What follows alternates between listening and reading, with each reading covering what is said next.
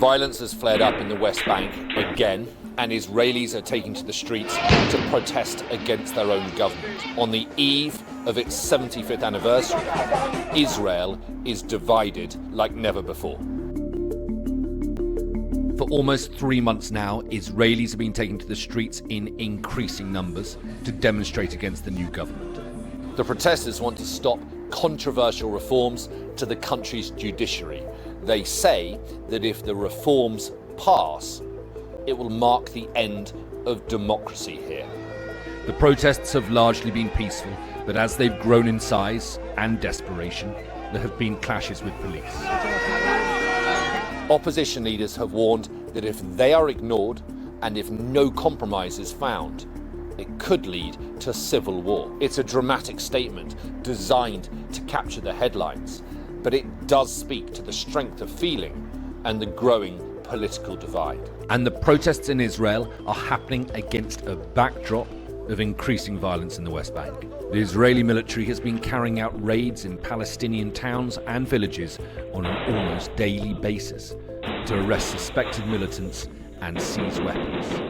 These incursions often turn violent. Already this year, 80 Palestinians and 12 Israelis have died in the violence.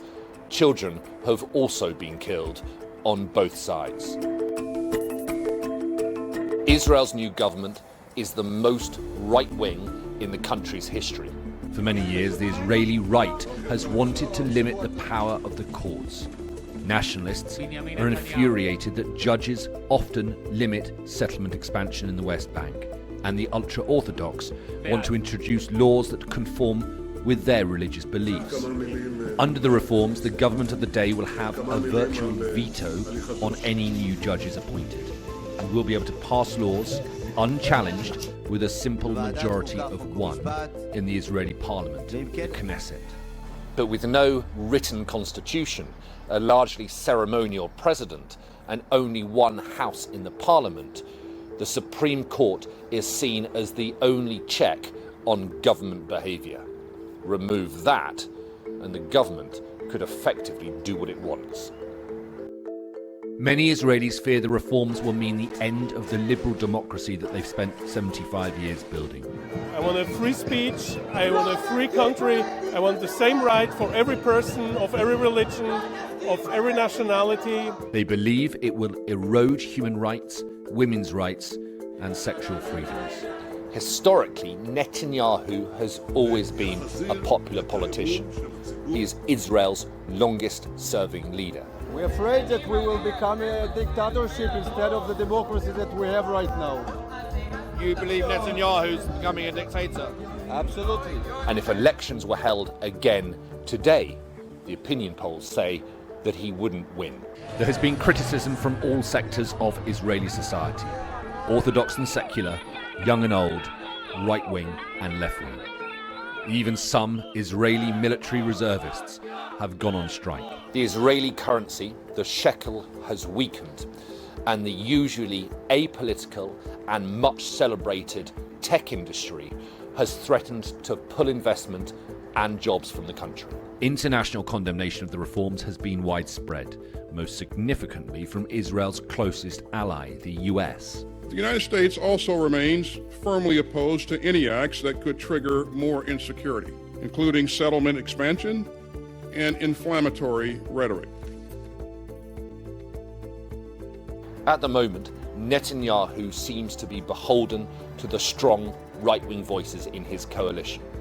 He is currently on trial for charges of fraud and bribery, which he denies.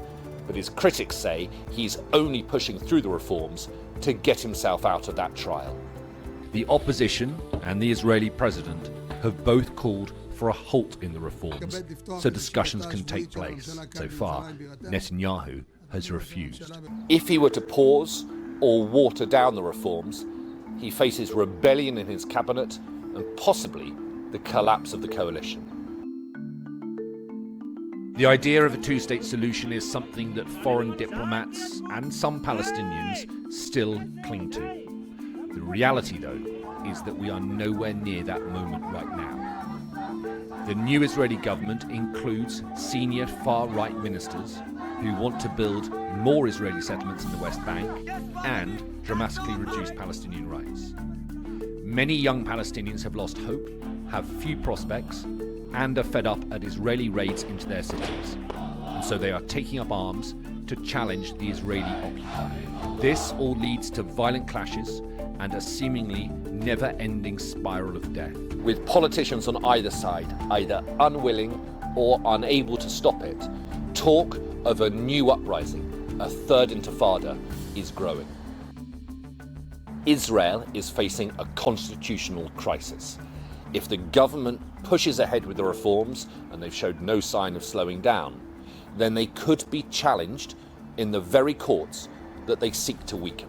Should that happen, and the Supreme Court ultimately find them unlawful, then the Attorney General might be compelled to declare Netanyahu unfit for office, and the civil service, including the police and the military, would have to decide who it obeys, the government or the courts.